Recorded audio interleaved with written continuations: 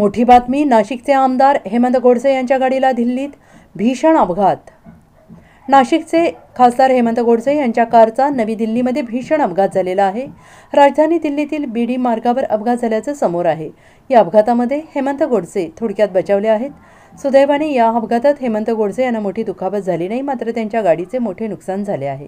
अपघाताचं कारण अद्याप समोर आलेलं नाही। हेमंत गोडसे दिल्लीत येत होते। बीडी मार्गावर त्यांच्या वाहनाला अपघात झाला। त्यांच्या कारचं मोठं नुकसान झालं आहे।